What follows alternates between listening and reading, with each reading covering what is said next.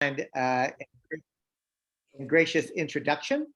Thank you to all of the folks who are part of this webinar, whether you're watching live or having it been recorded. And I'm going to take a moment to honor my mama and papa who raised me, and the ancestors that I don't know that helped to get me to where I am today. And so I will also say Gia Jewett, which is how in the Scottish Gaelic culture, there would be a welcoming or a hello. And I say that because I want to honor that I, like you, and I mean you, whoever is listening to my words, you descend from Indigenous people. Some folks like Michelle are still Indigenous and still have the knowledge and the memory.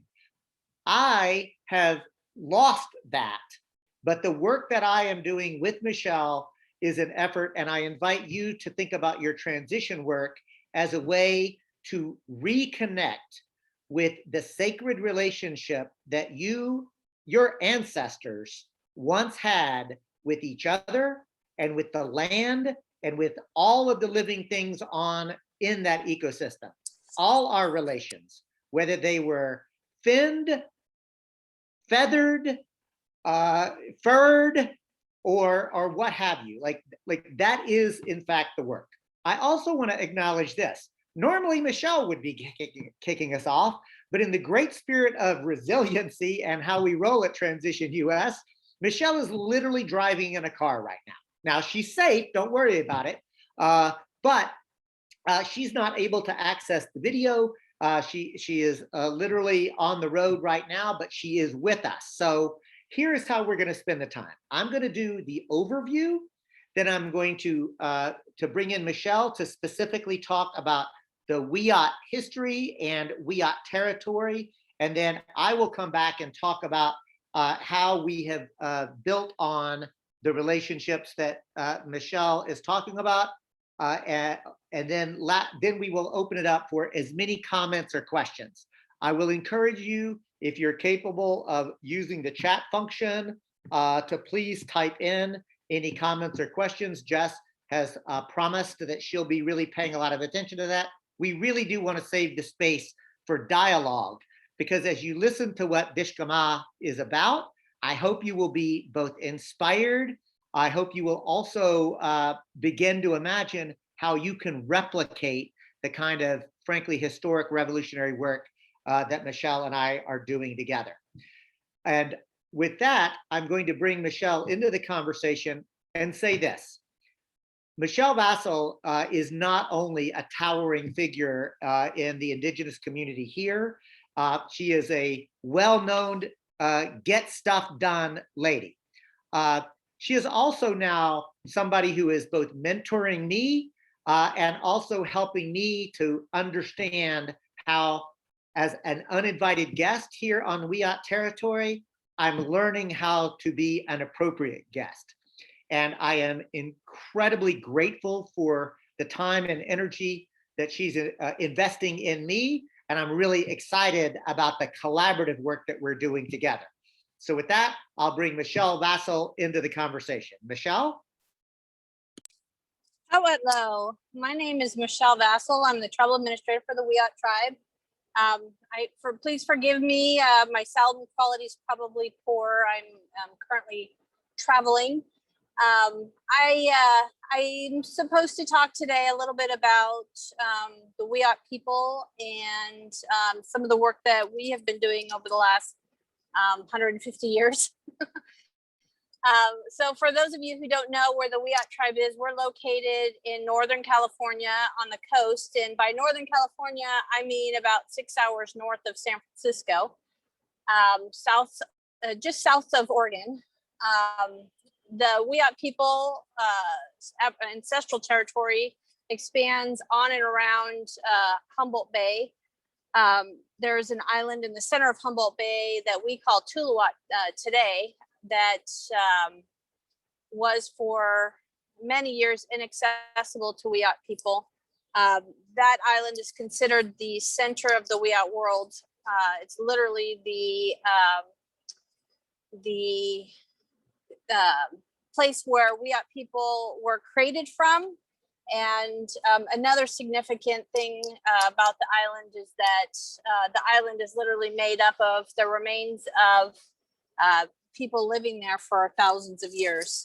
It's a shell midden, and I don't know if you all know what a shell midden is, but it's basically the archaeological remains of, if you imagine people that lived anywhere, when you cook and work and do your business around a place, slowly over time you build up the soil underneath you, and that particular soil is built up by Wiyot people, in particular the remains of the shells and that type shellfish and things like that they ate over the course of 10,000 years, as well as other things.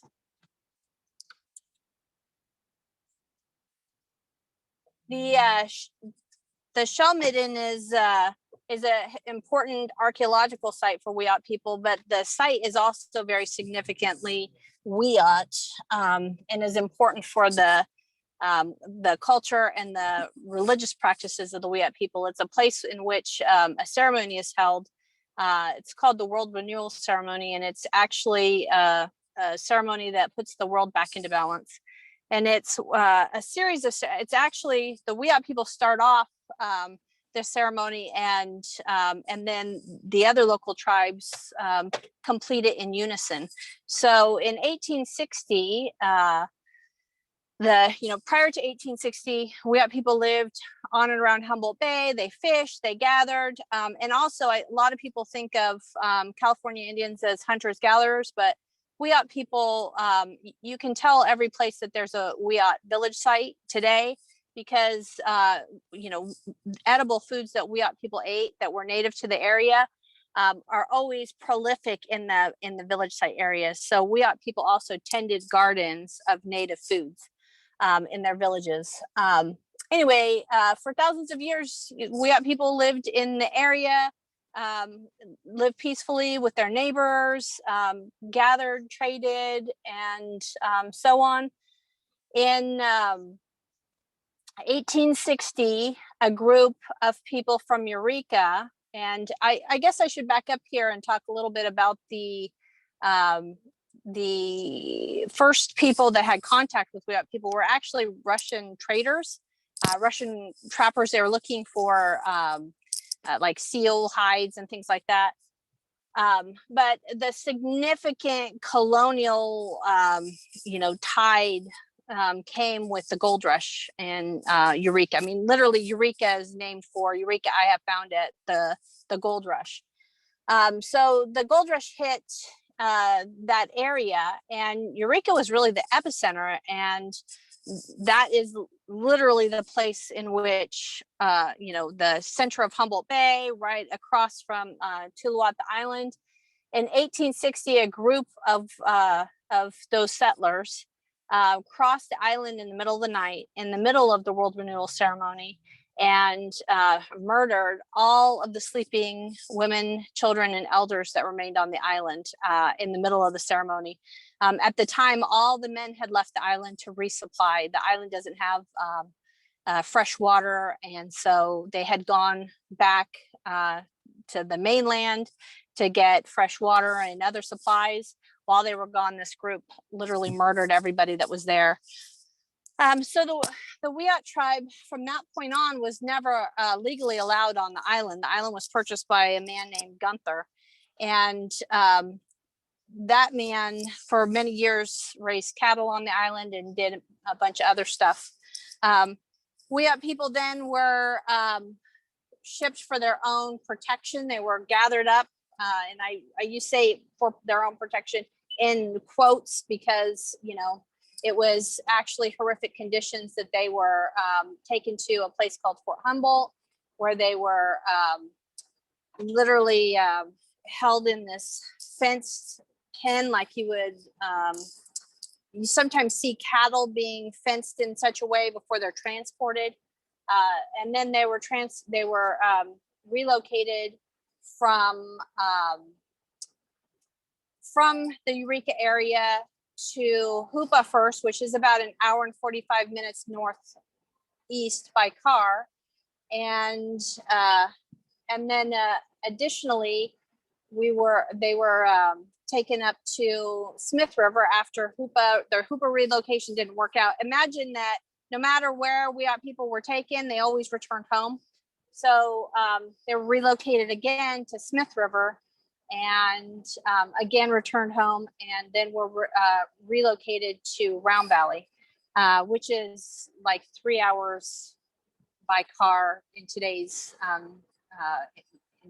means. Anyway, after the relocations, no matter where they were relocated to, Wiyot people continued to return home and continued to rebuild. Wiyot people are very strong, resilient people, and they kept coming home, just gathering themselves and trying to continue living their lives. In 1902, they actually purchased with private funds that were raised through a church. Wiyot people purchased their own land to live on, and that's where, in today's, we call that the old reservation.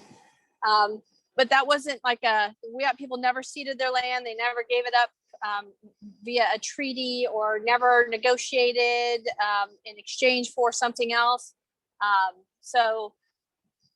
But they needed a place to live, and so they bought their own place to live. And in the 1950s, as a part of the U.S. government's federal termination policy, which was meant to just literally make Indian people cease to exist, Wiyot people were one of the tribes. After many years of boarding schools and other attempts to acculturate Wiyot people, assimilate Wiyot people, they terminated the tribe and took that land, which is actually not the government's land, and put it in allotments and gave it to individuals. The tribe again gathered themselves and waited for the right moment to return. And in the 70s, a group of Wiyot people led by one of our former tribal chairman, Albert James, sued the federal government and had Wiyot's federal recognition reinstated. And another issue that they sued about was an issue regarding water, because we had the way that the old reservation sits. It's at the base of a hill, and basically, if you draw water up, anybody who draws water from a well, if you draw water up from a well, you have to have clean water to draw from.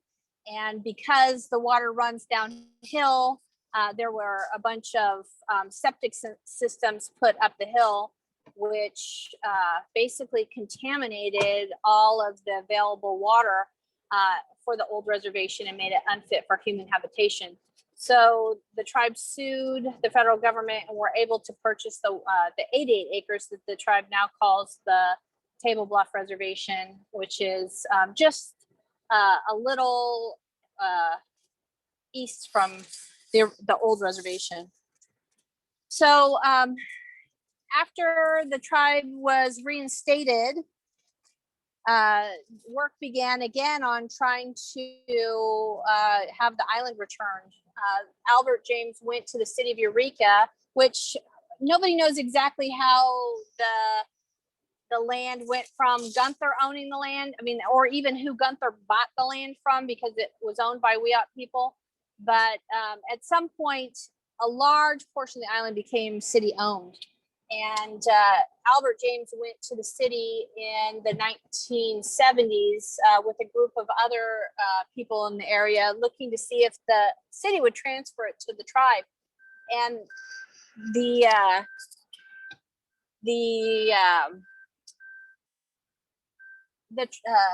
city was not ready at that time for such things. So a long time passed, and in the early 90s, we had a new tribal chairwoman. Her name was Cheryl A. Seidner, and her sister and two other ladies, non-Indian ladies. One was a historian, and one was a a lady from a local church group, they decided to create a series of vigils on the island that, or actually it's on Woodley Island.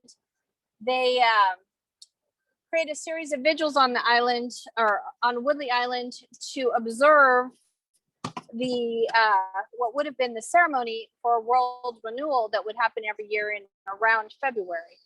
It's not an exact date. It's basically the date of the ceremony is based on the moon. So around February, we would hold these vigils every year. And it was at these vigils, I think, that real community change started happening in our community, because it wasn't just Wiyot people. It wasn't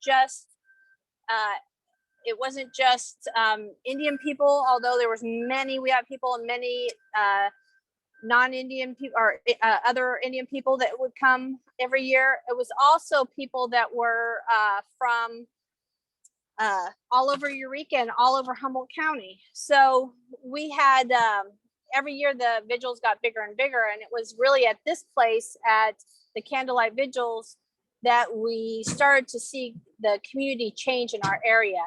We were able to gather in the space at night by candlelight and look at history in the eye. And people that wanted to do something different had a space to talk openly about it, or just, talk about it at all, because it was really something that Eureka didn't like to look at.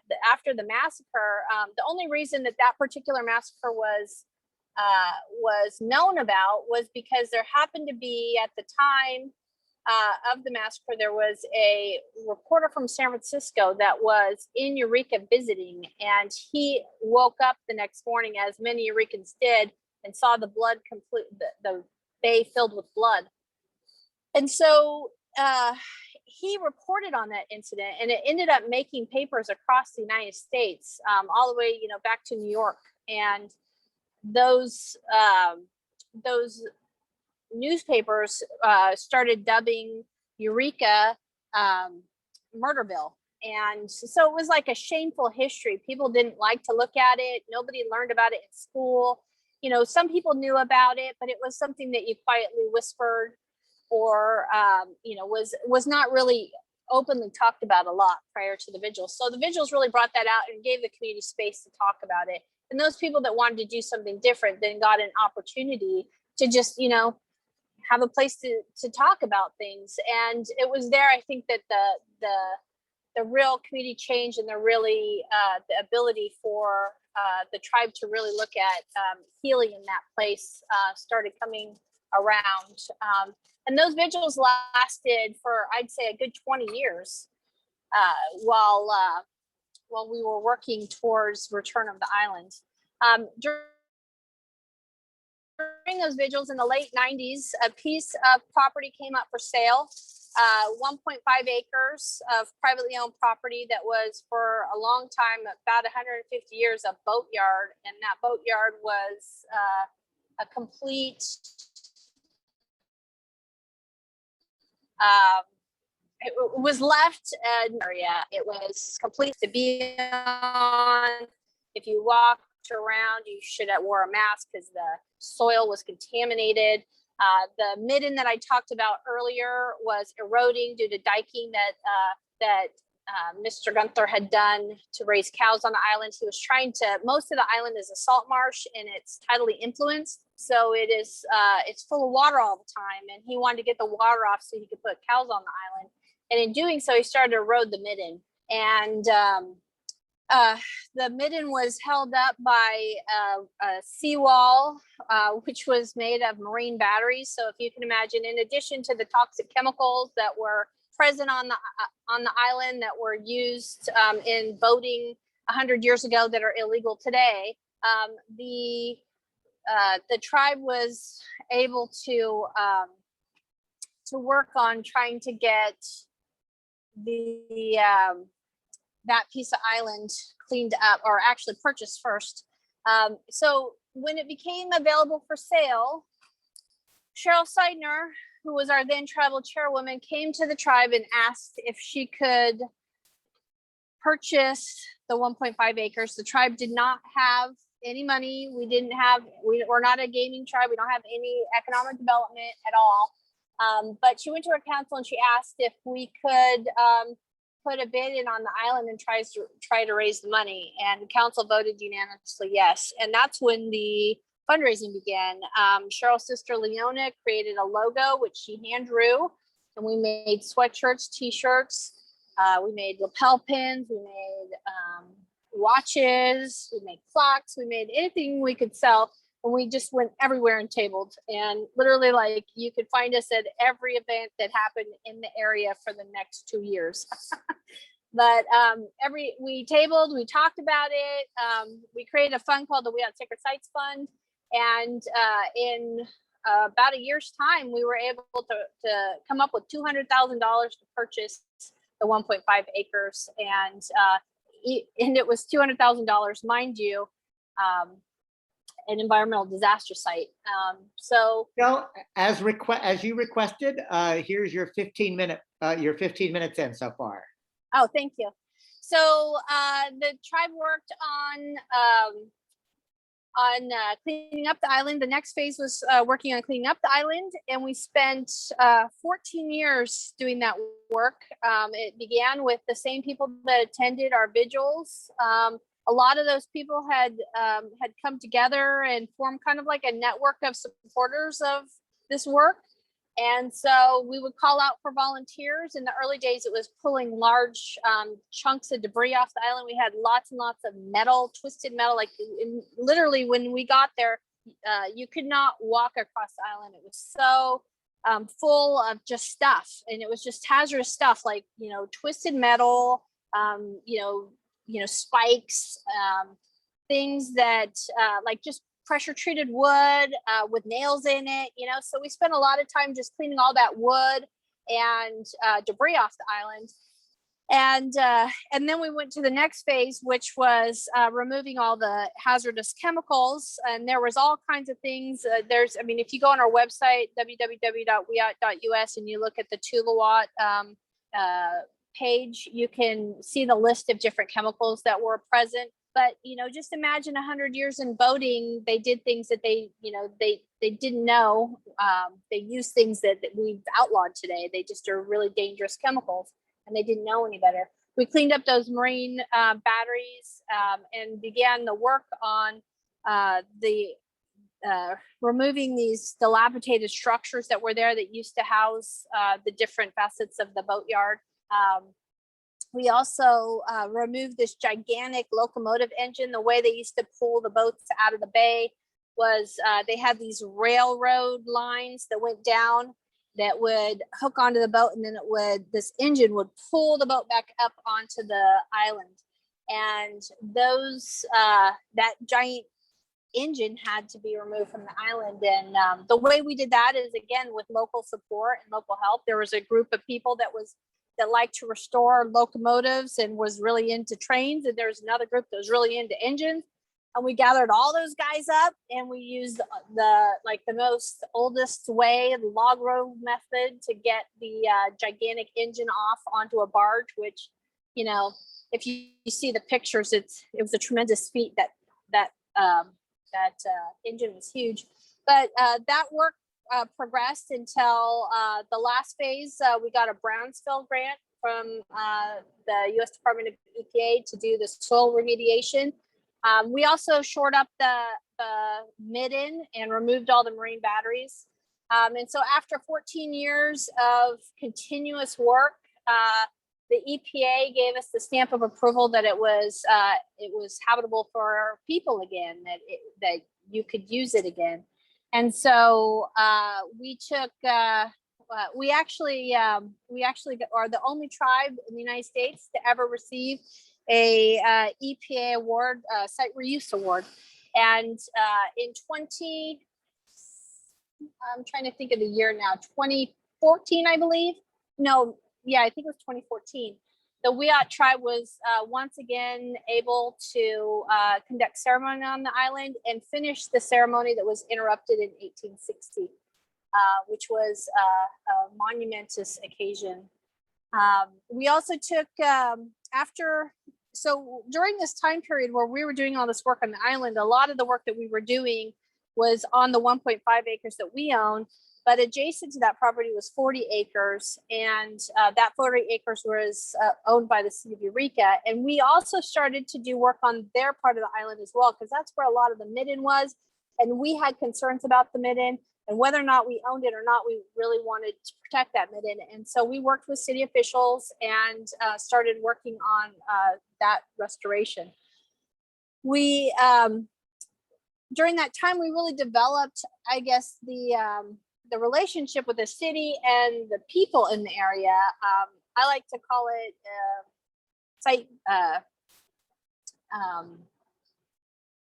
it's really like place-based healing. Like, we were doing work, when we were doing this work elbow to elbow working together, we were creating relationships and we were healing our community. And so through that process, our tribal chairwoman in 2004 went back to the city of Eureka, and she put in a request to transfer that land to the tribe. And that time in 2004, the city of Eureka unanimously approved it. And we were the first tribe in U.S. history to receive land back from a municipality without being forced to do so by some court order or lawsuit or something.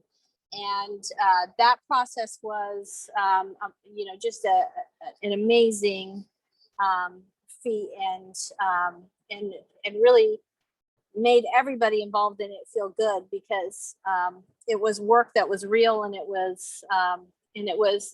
really changed history. This place that had labeled the city of Eureka as Murderville had now been changed to the place that, it restored balance to our area, and it restored justice to our area. So we accomplished that in 2004. And from 2004, for the next few years, we began working on Spartina removal on the island, which Spartina is a cordgrass that is invasive species, and it literally strangles out all the other salt life that is present on the island. So we began the hard work of removing that cordgrass from the island. And when we started to remove it, our natural resources department was replanting native plants from a neighboring island in different locations. And we did do that, and that was wonderful. But nature did its course, and once that Spartina was removed, the amazing return of native plants to that area was it was the beautiful thing I've ever seen.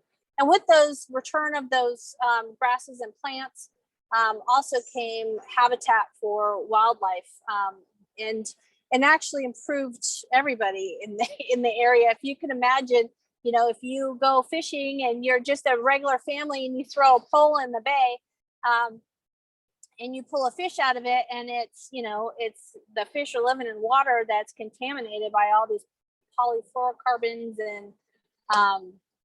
and mercury from these leaching out of these marine batteries.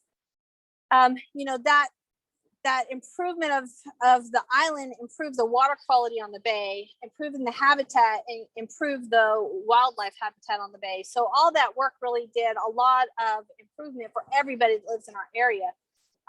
Whether you are just a regular family, or you're a commercial fisherman, or you're an oyster farmer, all of those things improved. We did this work together as a community, and it improved our community and improved our ability to eat and just have a better place to live. And that cordgrass removal was extremely important for that wildlife and bird life, and also for a really important type of plant. I don't know where everybody on the call is from, but in the California coast, eelgrass is a really important thing for marine life. It's kind of like a nursery for baby fish. It's where baby fish grow up before they go. If you think about Nemo and how there was like the big wide ocean, and then there was the little coral reef where they lived, along the California coast, the eelgrass serves that function for baby fish.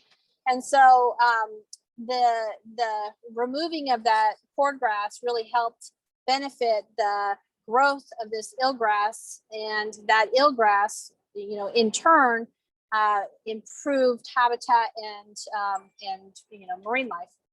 And what we didn't realize when we were doing it, there's a problem with cordgrass and the Spartina all around the Humboldt Bay. And when we removed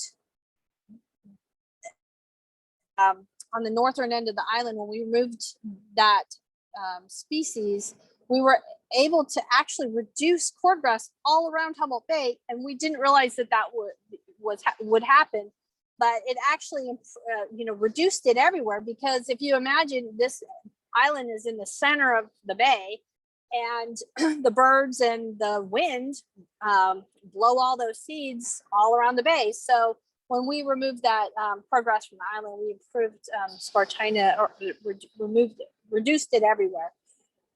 It was wonderful. But through that work, we then get to the next level where I'm trying to think if it was 2015, I think, our former tribal chairwoman, Cheryl Seidner, went back to the city of Eureka and asked again for the additional 270 acres, the remaining portion of the island that the city of Eureka owned. And indeed, the city of Eureka once again voted unanimously to approve that.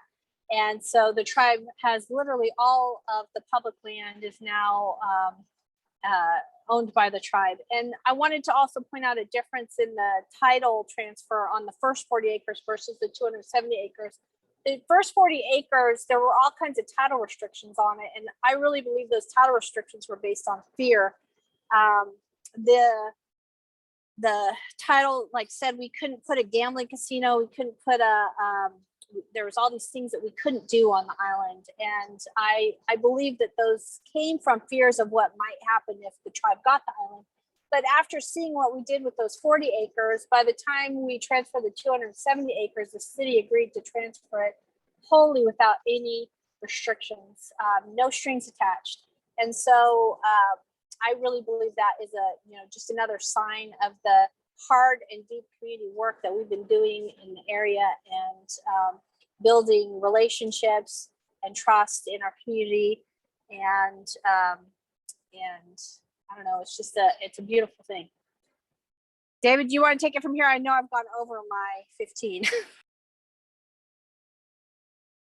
It's quite all right, Michelle. And I never get tired of hearing that story. And it just makes me so happy, because what Michelle is describing, a couple of things. One, that is that relationships got built by individuals, some that connected with the city, some that were in the community, tribal members. We are moving at the speed of trust. And now, because not just Michelle as an individual and the tribal administrator, but the Wiyot tribe sees how the community is attempting to engage in true reparations work, it is allowing us to go further and deeper. And a couple of things that I will sort of say to really set up Dishgamu, the community land trust. And that is, when the city was in the process of this historic return of Thuluwat, we had the local right wing, a Trumper before Trump existed, who tried to stop that process.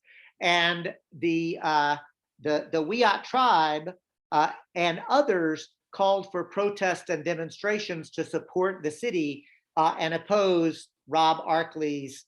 And it was horrible. He's a local billionaire. And he was literally buying up radio and and television advertisements to talk about how horrible this was and how it was critical, and he threatened to sue the city.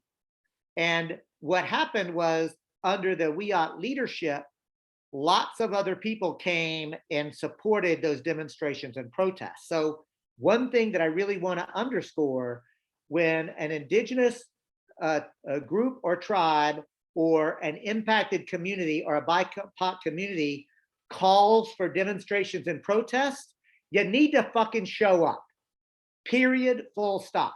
Like, that is a thing that we've got to get better at and transition. And that is, when impacted communities ask for help and support, we need to show up. That's point one I want to make. Point two I want to make is that Cooperation Humboldt, when we first began, we learned that there was this amazing thing called an honor tax. And I want to lift up, and I'll drop it into the chat for folks to see. The honor tax was not created by the Wiyot or by Cooperation Humboldt. The Seventh Generation Fund for Indigenous Development, which is a national organization that is located in Wiyot traditional territory, said, we're not Wiyot, but our organization is on your territory. We want to pay a tax to the Wiyot people to acknowledge your sovereignty. It's a brilliant insight. As somebody who worked on reparations for the descendants of enslaved Africans back at, in my youth, now 20 years ago, 30 years ago, the whole point was try to get government to do something. But y'all, the Wiyot honor tax allows me as an individual or an organization, I don't have to wait on government. I can just do it. And so honoring that the Seventh Generation Fund for Indigenous Development created it, the Wiyot tribal government agreed to accept it. But one thing that happened at Cooperation Humboldt, from our inception, we built into our very bylaws and that 1% of our entire gross budget would be paid to the Wiyot people every year, not as a gift, as a self-imposed tax to honor the sovereignty of the unceded Wiyot territory on which we are living, working, playing, and praying. And Michelle will tell you that, and I'm not trying to break my arm patting Cooperation Humboldt on the back, but we didn't create it. It had gone for several years and some people were doing it. But when Cooperation Humboldt did it and did it publicly and made it part of all of our land acknowledgements and frankly challenged other organizational allies to join us in doing it, the number of people participating in the amount of money coming into the tribe through that honor tax actually skyrocketed. And again, this is an example of the judicious use of privilege. We were not doing that in order to try to get patted on the head. We were doing it because it's the right thing to do, but it's our job to convince other people to do the right thing. Point 3, consultation, right? So point 1, just show up whenever you're called. Point 2, the honor tax. Point 3, the consultation. You see, I recognize that the Wiyot tribe is actually the legitimate governing authority of this territory. And so when Cooperation Humboldt began and we were in the process of imagining the kind of land-based work of housing cooperatives and building worker cooperatives and food sovereignty, I requested an opportunity to meet with Michelle and Ted to have a conversation about what our vision was and what they and or the tribal government would think about it. Point 4, a huge industrial wind turbine project is proposed for Humboldt County. It happens to be on land that was sacred to the Wiyot and a conjunction of where multiple peoples had gathered together. So it was a place of immense spiritual sacred territory, but also profoundly culturally important as a place where multiple peoples came together. And obviously a wind project, the Wiyot tribe in Cooperation Humboldt and everyone would say yes to wind, but please just don't site it here. This is the wrong site. And this huge corporation that just saw it as yet another huge project literally refused to engage in the cries of the Wiyot people. And the Wiyot, again, were forced into trying to oppose a project because of its individual site. And Cooperation Humboldt and a couple of other key folks said, no more sacrifice zones. No, we have to follow indigenous leadership. Yes to wind projects, no to this project. And so that fight for Sakayuit was another example of just showing up.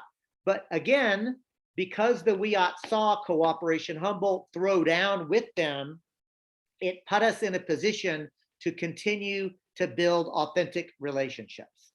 Last point that I'm going to make, the COVID crisis hits. And we all remember, I know that many transition folks were very active at creating mutual aid networks. Well, Michelle Vassell, literally the CEO of the tribe, if you will, and David Cobb, the executive director of Cooperation Humboldt, coordinating a community response, literally were, and you remember this, Michelle, we were literally in parking lots, mixing hand sanitizer, dividing up literally toilet paper rolls, big bags of food to make like distributing masks throughout the community. We were getting groups together to help us make masks.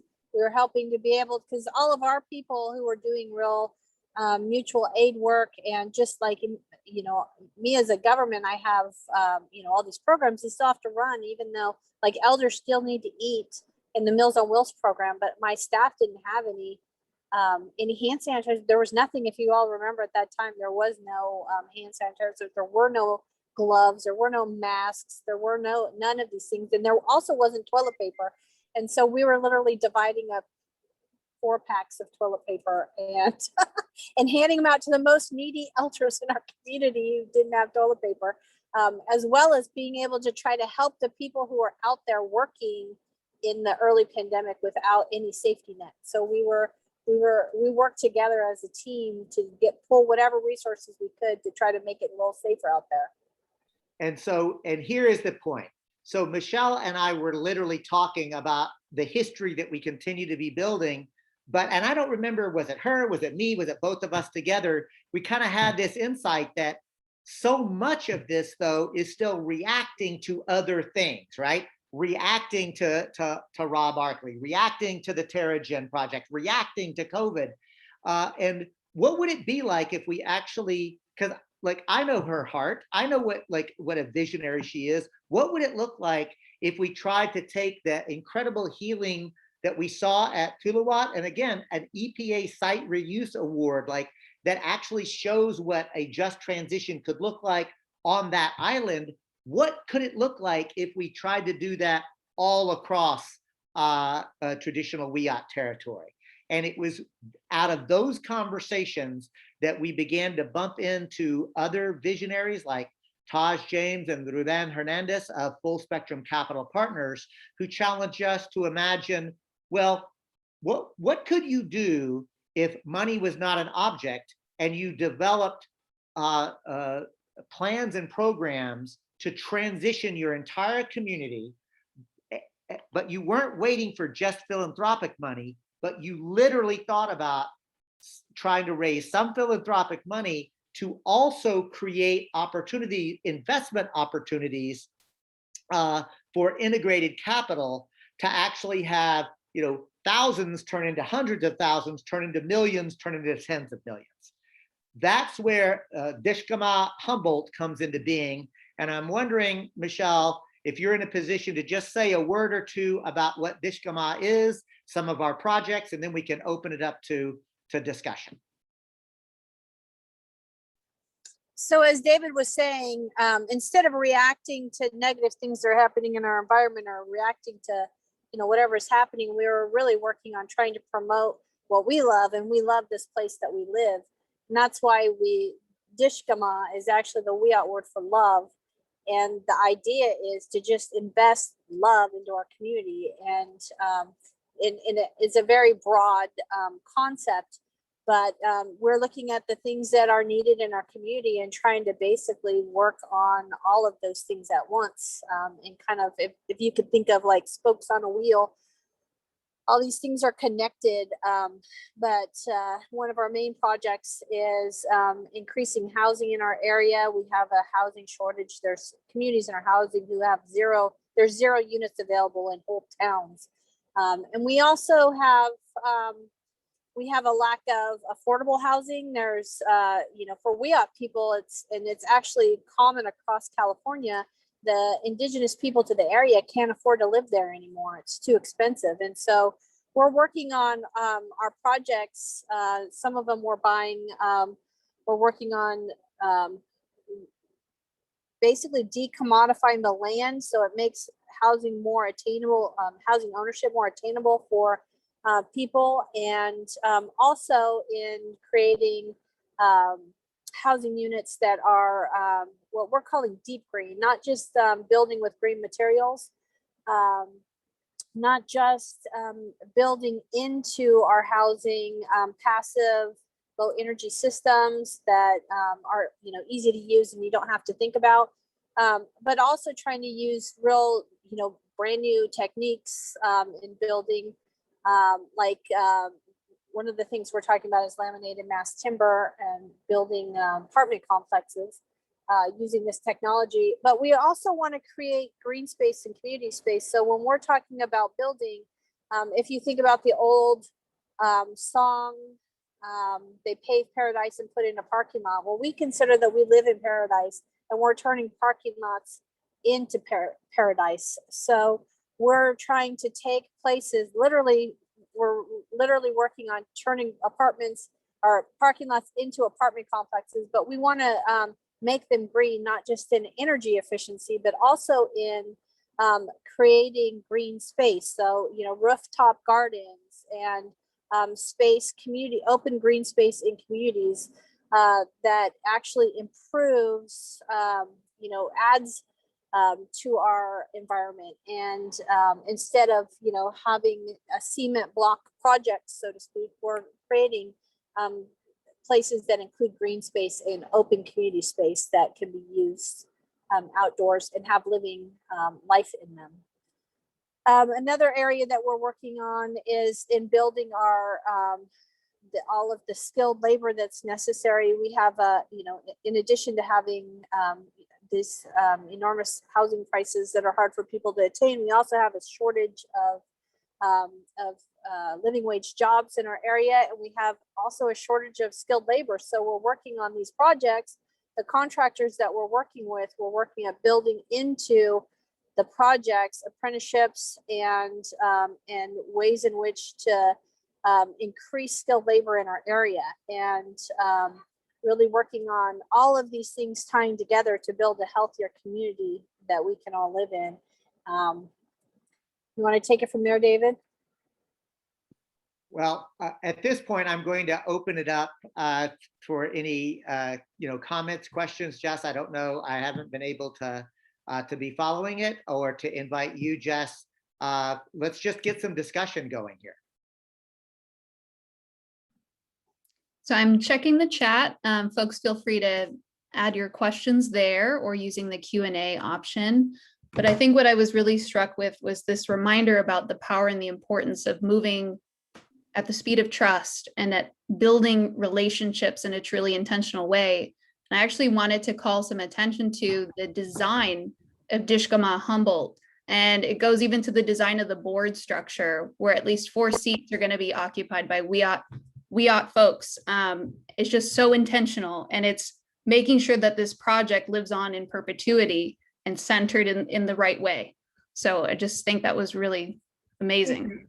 Thank you for that, Jess. And I'll build on that observation, very astute observation that Jess made, because y'all, what we're saying is this, like, usually for those of you who have been involved in creating nonprofits or boards or what have you, you just say, okay, here's the folks, and let's say 7 people, and those 7 people then will be self-appointing and will have the ultimate responsibility. So what Michelle and I came to was, like, we're going to actually hardwire something really different. And number one, so yes, we have to have a board because that's what the legal requirements are going to make. But our 7-member board, as Jess said, what we've said is 4 of those folks, 4 of those seats will actually be held by the Wiyot tribe. And that the Wiyot tribe forever, we asked them, and they went through and voted to accept both the power and the responsibility to hold 4 seats in perpetuity forever, 4 of those seats. Cooperation Humboldt will have 1 seat on that board. Full Spectrum Capital Partners, the actual impact investors, will have 1 seat on that board. And we are asking, although they haven't decided yet, our local community foundation, Humboldt Area Foundation, we have invited them to accept the power and the responsibility to have 1. So as Jess said, the intentionality to ensure that it is Wiyot led, just do the math, right? 4 of 7. But it's even deeper still, because it's not just 4 Wiyot people. The Wiyot tribe has been invited into this relationship. Cooperation Humboldt as an organization is invited into this relationship. Full Spectrum Capital Partners is invited into this relationship. So what we're trying to do is to literally create the infrastructure and the institutions to be able to facilitate a just transition. For all of the projects that you've just heard, there are literally dozens of others that we're already incubating. I can tell you, Michelle doesn't even know this yet.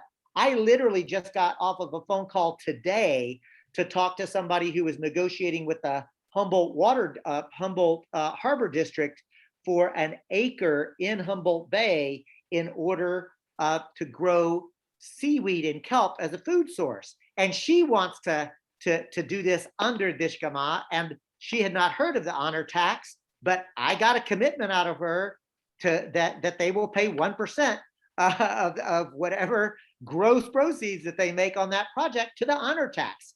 Like this is how it works. Each one teach one.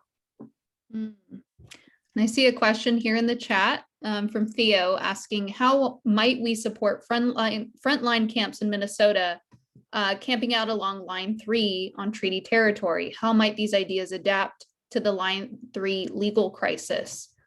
And also a question about being useful allies. So it's a great question, Theo, and thanks for writing in. Theo is a colleague and a comrade on the Collaborative Design Council of Transition US.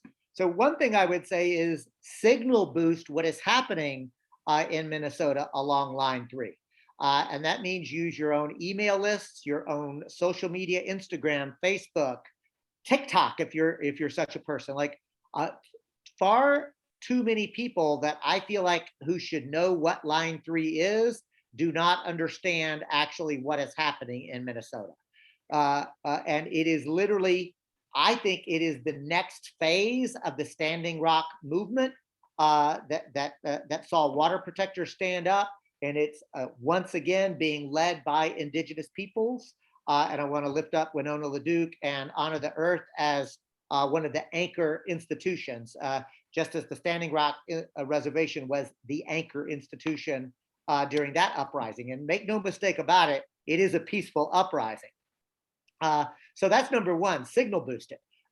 Number 2, financially contribute if you can. Go to Honor the Earth. There is an amazing group that are involved there.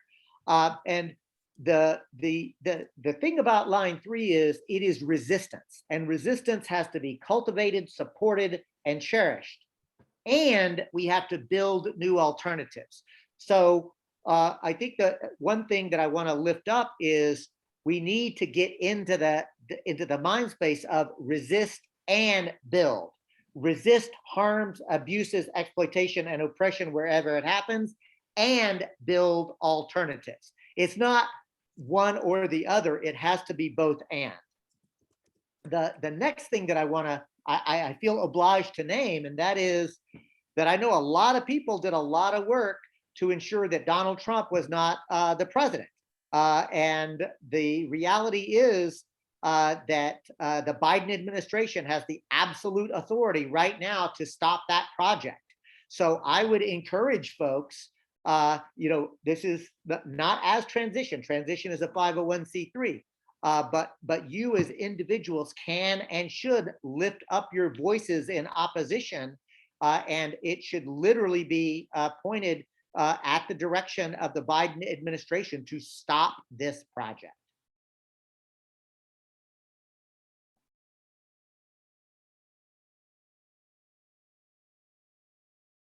And I went ahead and put a link there to more on resist and build. I believe it also includes an interview with Emily Kawano describing that framework. And just to let you know, Emily Kawano is one of the founders of the Solidarity Economy movement. Emily and I together co-coordinate the U.S. Solidarity Economy Network. And one more opportunity to lift up and encourage you to make sure to come to the Regenerative Summit that is upcoming. I know just talked about it at the very beginning, but Emily Kawano is also going to be speaking at the Transition US Summit. So she dropped it into the chat. If you have not yet signed up for it, please do. Michelle and I will be joined by Gopal Dayani of Movement Generation. Emily Kawano will be there. There's a host of just amazing social change agents who are going to be there. And get this, y'all, it is a pay as you can gathering. So, please be as generous as you can be as you sign up and register. The most important thing is register now and get other people to come to the Transition US Regenerative Community Summit. Absolutely. And we also wanted to emphasize that registration fees would not be a barrier for BIPOC community and also for youth. So again, it's a pay-as-you-go model. And sorry, my brain is just all over the place, but I feel like the thing that's coming through the most is just this profound admiration for the leadership, Michelle, that you've been holding in your community. And I was reading through the interview about Dishgamu Humboldt, and just this importance of thinking through not the next 10 years or 20 years, but really looking to the next 100 and 200 years. And I think with the news we've been hearing about the escalation of the climate crisis, it can get really scary to think that way, but this is what grounds us. This is the reminder that when we come together and that we remember the wisdom of the land in our relationships, that we can succeed. So I'm just like taking down notes furiously, like, how do we spread this across the country? This makes sense. Not only was the land healed, people were healed, beyond human folks were healed. Like, this makes sense. Absolutely. And just to let folks know, I think that Michelle dropped off because of reception issues. She may come back. So I am back. Oh, I fell off for a minute. I wanted to can I throw in, in answer to the gentleman's question earlier about, what you can do. I think I don't want to leave out the piece about relationship building and community work. The Wiyot tribes work at Sakiewit. That, and David knows I always tear up at this moment because we weren't supposed to win that fight. it's true. We weren't supposed to win. And if we had just been fighting with signs and protesting, I don't think we would have won. What we won is the long-term work over time in our community, developing relationships. And so I would tell the person who said that, reach out to the tribe, connect your organization with their organization, and connecting each other. That's what saved Sakiewit. It was literally a tide vote. We had gone through the planning commission. It had gone up to our supervisors, and we were, this big corporation had come. They had all this money, and they were promoting all this stuff on television ads and radio ads and advertisements, and they were making deals with all the local people that, everybody's going to make money in this. But this place, if they had done this, would have destroyed this place forever. For a 30-year project, this place, unlike Tuluat, that had been, in this environmental disaster site over because of what was there for 150 years, this place had actually remained untouched and was intact. And so it was really that work that we did as a community. When it came down to the supervisor voting, it was split 50-50, and it literally hung in the balance by one supervisor. And it was our relationship with those supervisors and them knowing they would have to look, Cheryl Seidner and Ted Hernandez and these people in the eye that they live with in our community. It was that relationship that had that changed that vote. And I really encourage people to do that deep, hard community work that has to be done in your community to heal. And instead of this, us versus them, yes, you have to raise the call. Yes, you have to encourage people to get the word out, because otherwise, if you don't have paid advertisement, that's how you do it. But also make relationships in your community and work on these things together that everybody's going to benefit from. Thank you, Michelle. And I see we have quite a few questions in the chat. One from Ruth about the elderly, and I think this is in reference to registration for the summit. Again, this is pay as you go. So for any folks, elderly, young, we don't want this to be a barrier to, we want to build relationships and catalyze our collective potential and our imagination to build new worlds together. I also have some questions here from Aaron Fernando. Two questions. First, can you talk a little bit about if/how you are using the community land trust model itself to ensure that the land only gets used for certain types of projects, or that it cannot be imperiled by financial forces and sold off later? Is it all right? Let's do it one at a time. Yeah. So Michelle, do you want to speak to that, or would you like me to?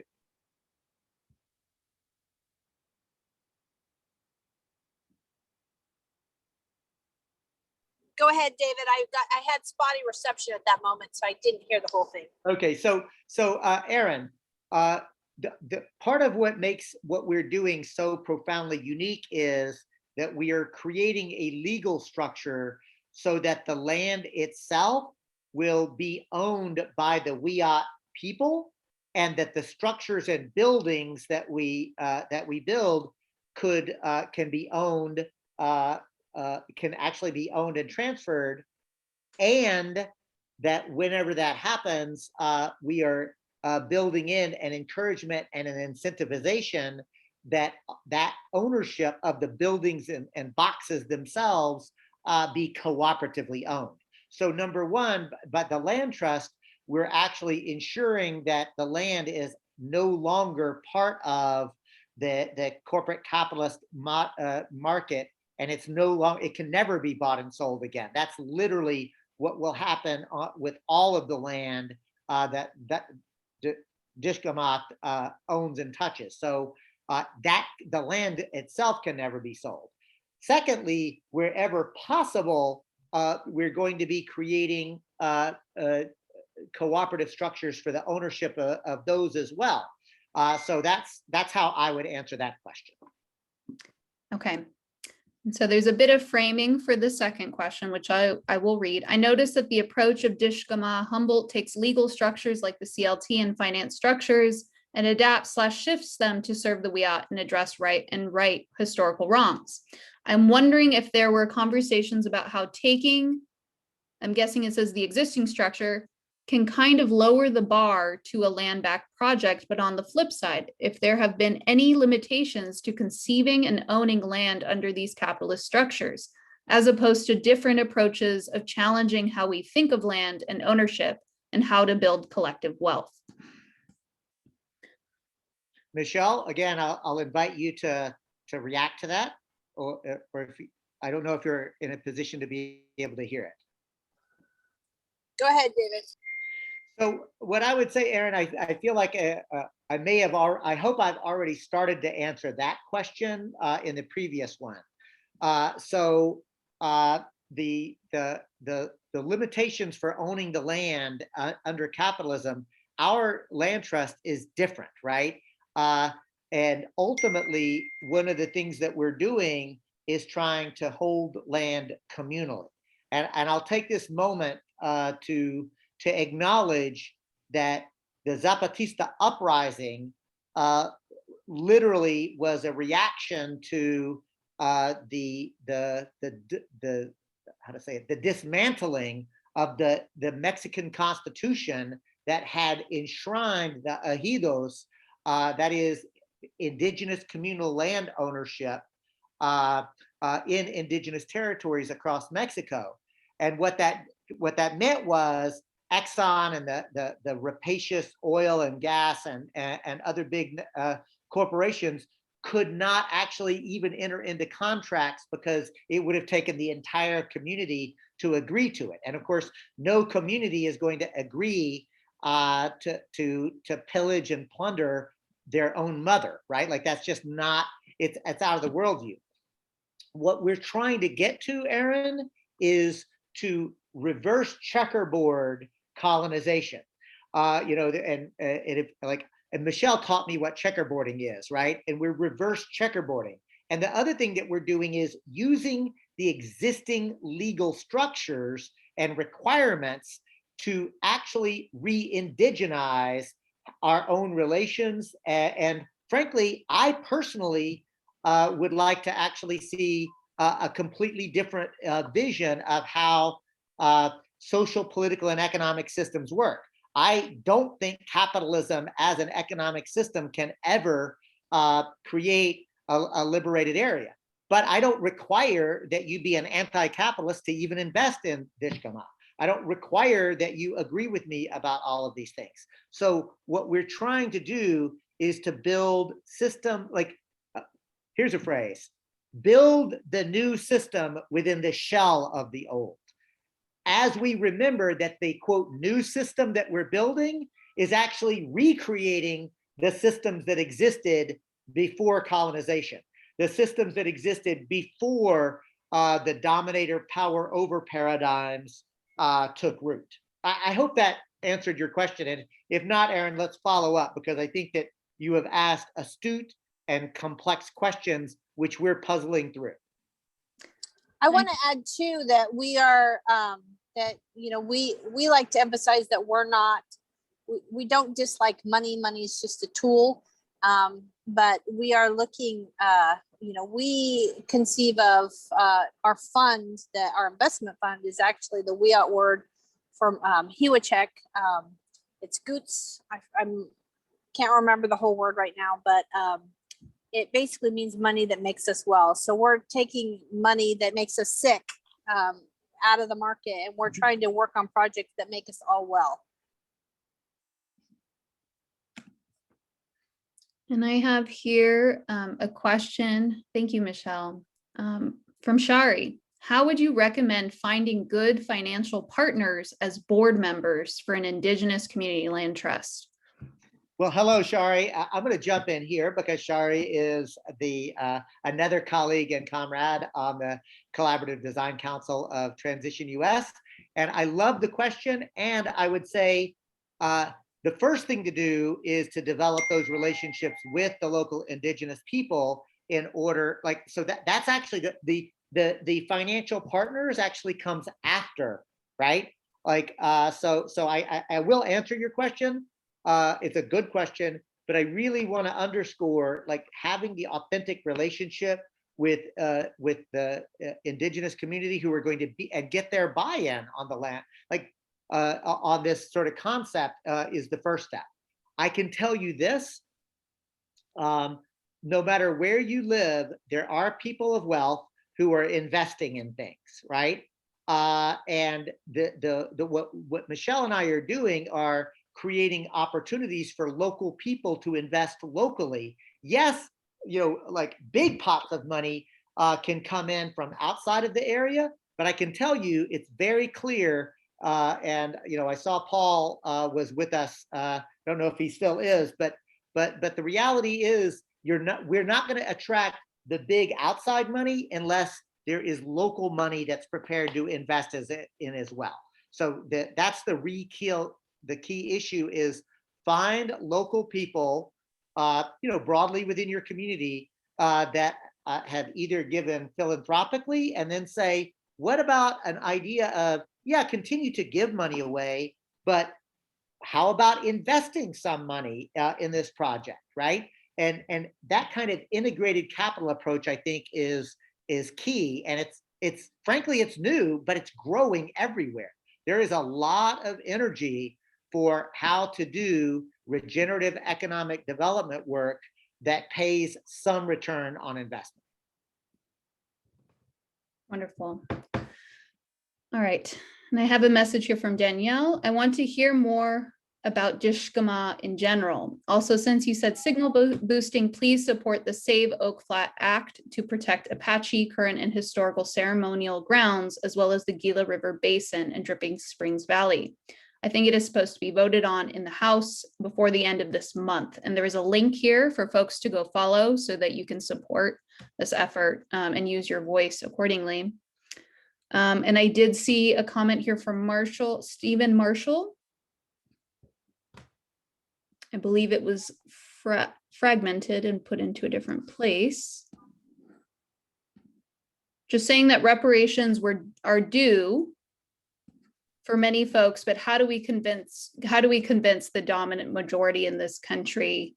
Caveat, I'm not against this, just concerned about how to extend the process to the dominant colonial society.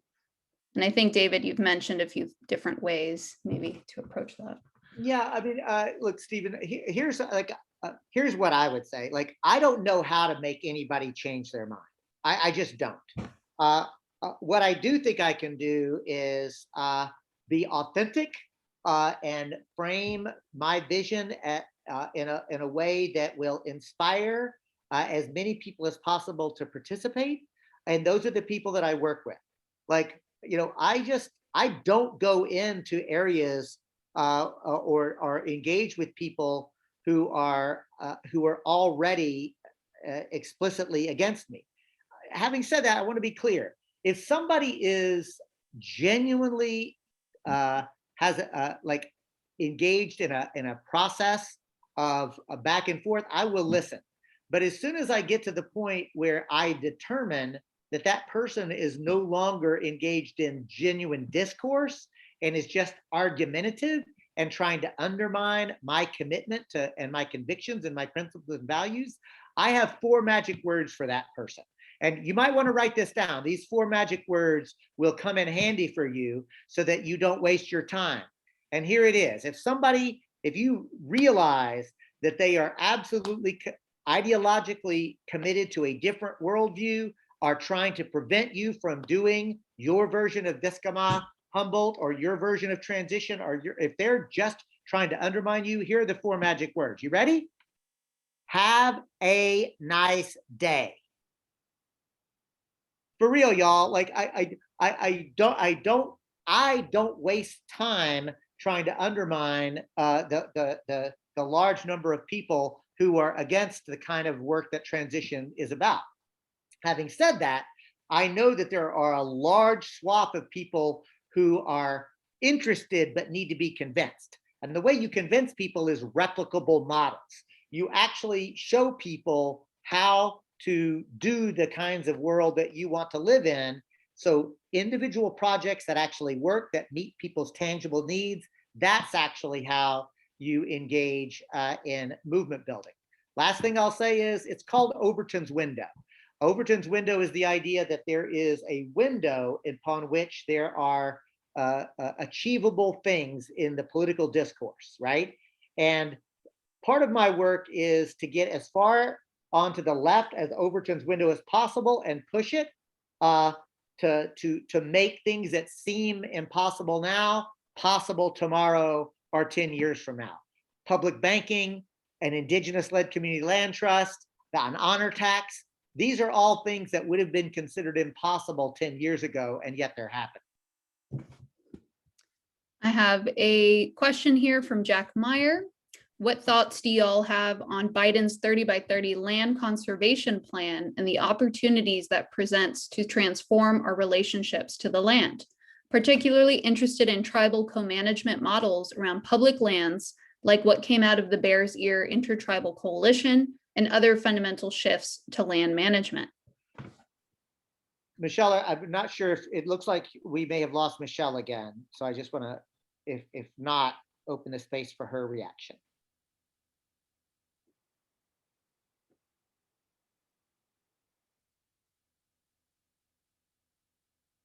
So thank you to that for that comment and question.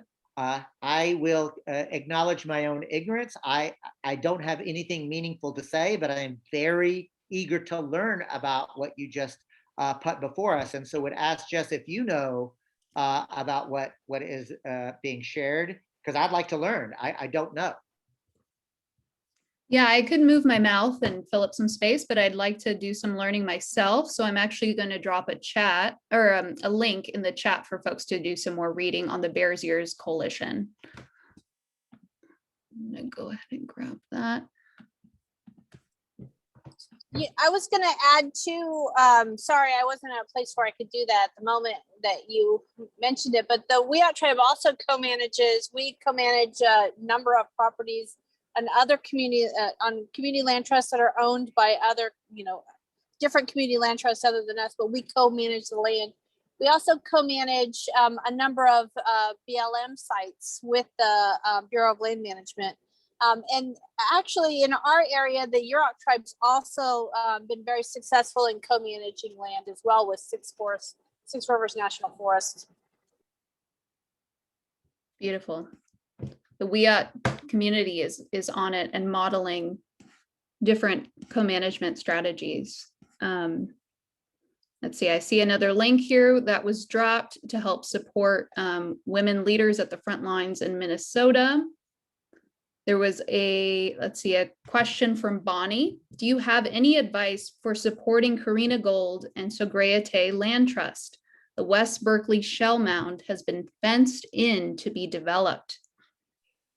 So Bonnie, I'm grinning ear to ear because I am currently landing a conference call with Michelle Vassal of myself and Karina to have that exact conversation. So I don't know yet, but I can tell you we're cross-pollinating literally as we speak. So from your lips to the goddess's ears, it's happening. Beautiful. Let's see, I think we've gotten to our questions. I did see a follow-up comment from Stephen here about just trying to understand how re-indigenization fits into this fight against neoliberalism. And I could just quickly add that neoliberalism, just as a basic primer, it's like we see everything as a market, everything can be commodified. So re-indigenization is a challenge to that worldview, and instead is focused on the sanctity of the land, the sanctity of relationship. I highly recommend Braiding Sweetgrass by Robin Wall Kimmerer if you want a good intro to understanding this alternative worldview. So many of us have been so deeply immersed in this recognition that land is something you can cut up and own, right? And a challenge to it might take some time to understand. But David, I don't know if you have anything else to add there. Well, you did it so well. Because look, neoliberalism basically can be boiled into private markets good, public bad. Like it's literally, it is a worldview, right? And and look, I use re-indigenization with people for whom it has meaning, right? But I can talk about a return to the sacred in places that re-indigenization maybe is not the right word. So I don't get caught up in the individual words. I make commitments to communicate the core concepts. And honestly, the core concepts are love, compassion, life, sacredness, interconnectivity, right? Like these, like if we challenge ourselves to use that language and to look for ways to do those things, we are in fact and in effect challenging neoliberalism and leaning into a decolonized kinds of lens. So, I mean, again, it's not like words are like, some people say, oh, I am not hung up on labels. I'm like, no, words are labels, but they're labels that we use to try to communicate concepts. And if there is a word that for somebody actually shuts down communication rather than real communication, then don't use that word with such a person, right? Because it won't help you. But if you can still find ways to communicate the core concept. So, and frankly, it's called code switching, right? Like I don't go into economic development spaces and say, I believe in sacred economics or regenerative economics and I'm anti-capitalist, because that'll just get them all like, what? Instead, what I can do is talk about the need to create economic systems that meet everybody's needs without exploitation and oppression, ways that meet people's needs in order to create an ecologically sustainable and socially just system. And everybody basically gets on board with that.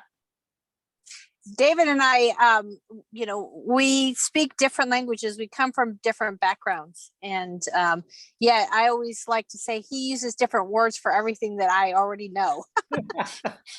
And we always sync on that. Like, he calls it this word, but it's okay. This is, it's what I believe too. I just call it something different. And I wanted to also talk about and re-indigenization, really about returning to balance, or a balanced world. We don't, indigenous people believe that we don't take more, you don't take more, like, you don't take from something until you kill it, you take and you give, and there's a balance in everything. And if you overtake, like, it will come back to you. And, we're all in this interconnected system. So if you don't give back, sure, you might get the thing that you want right now, but basically in the end, you end up suffering from taking too much. And so it's, living in balance, returning this balance is what is like the philosophy I go about, is returning things to their natural order, their natural balance. Thank you for that, Michelle. And I also see a request here from Jeff for a list of those 5 concepts again, David, that you shared, which I believe ended with interconnectivity. Remember? Oh, thank you. I wasn't sure which those. Well, I just said love, compassion, ecological sustainability, connectivity. Okay. I think that's what you were referring to, Jeff, but if not, let us know.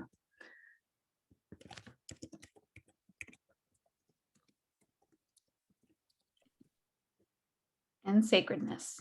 Yeah. Thank you. Yeah.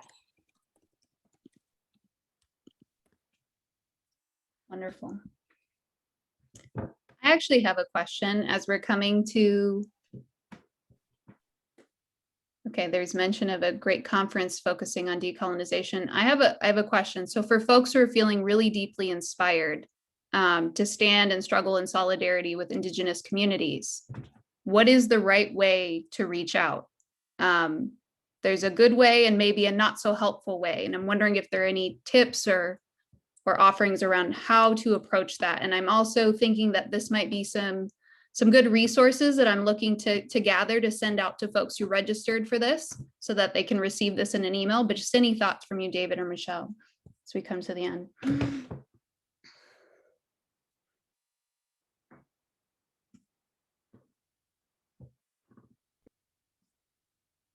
Oh, David, you're muted. Sorry. Michelle, are you with us? I am still with you. Okay. Do you want to go, or do you want me to? You go ahead and go first. So what I would say is that it's a great question that you've asked, Jess. And so the how, what comes to mind is, number 1, with humility. Number 2, authentically. And number 3, I would say courageously.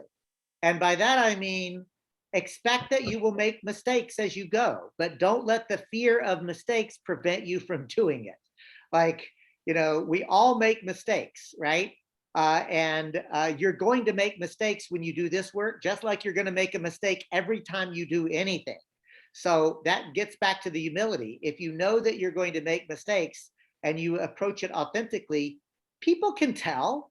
Like, where I'm from, we got a saying, even a dog knows the difference between a trip and a kick, right? Like, you can tell the difference between somebody who is genuinely trying to do their best and enter into that relationship. So, I hope that I have engaged Michelle and other Indigenous leadership here, and that my sincerity and authenticity, I hope it shows, right? And what I've noticed is, at least with Michelle, she's been incredibly kind and sometimes even really subtle to actually like educate me without even really realizing, without like saying you made this mistake, right? Like, so I'll just say that's my answer: with humility, with authenticity, and courageously, because you are going to make mistakes.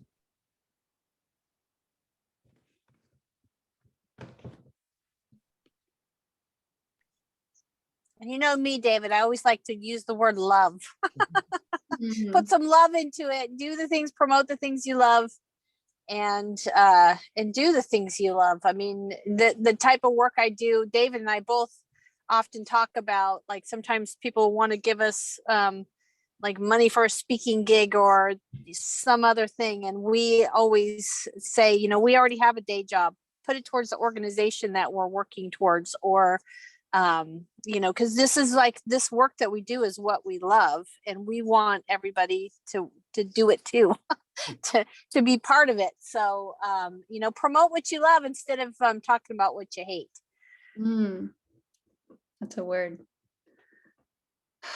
I'm feeling so tremendously grateful for you both. And Michelle, I just want to give you a special recognition for just sharing your time with us while being on the road. You were definitely a shero of mine, absolutely inspiring. And with that, I'm also feeling called to action.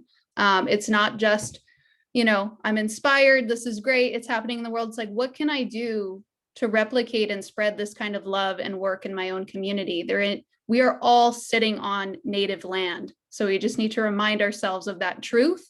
We all come from somewhere. Our ancestors are watching, past and future. So how are we going to show up? Like David said, we better show up. So Michelle, I'm going to give you the very last word. So thank you for that, Jess. And my final words are going to be this. One, a profound gratitude to Transition US for convening this conversation. Profound gratitude to the Transition US Board of Directors, staff, and members of the Collaborative Design Council. If you are watching this and interested, we have an entire onboarding process to help you create a transition local initiative. We have a way to help you get involved in politics and policy as a working group, or and lastly, that there is, again, the Regenerative Summit that's coming up. And in terms of like this conversation, what is resonant with me now is that we can do this. Like, it seems like on the one hand, we see the climate catastrophe. It's not coming, it's here and getting worse. Capitalism is literally in late stage, and it is devolving. Fascism is emerging. And I believe this: we are at a historic conjuncture. The world is changing, whether we like it or not. And it might be an ecologically sustainable, democratic, beautiful, loving, compassionate world, or it's going to be a horrific, dystopian, fascist nightmare.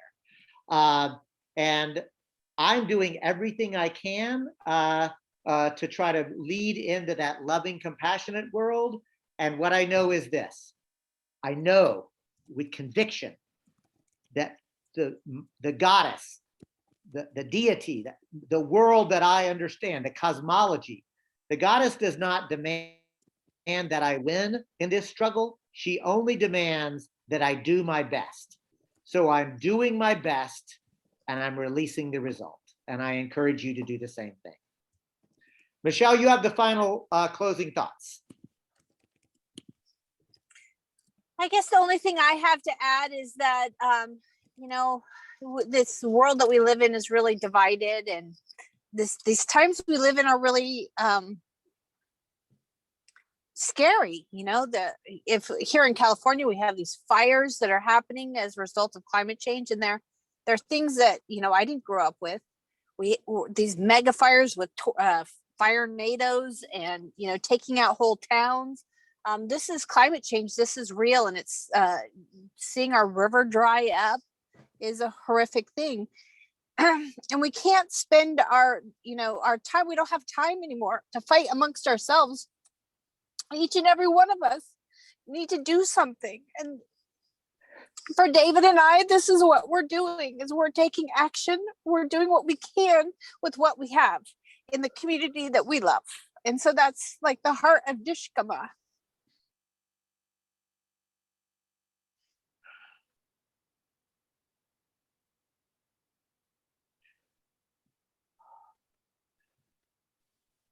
Dishgamu love. Yeah. You make me cry all the time, Michelle, and I'm glad that I am embracing the fact that it's all right to cry, because this is scary, but we also can do it. Thank you. Thank you all.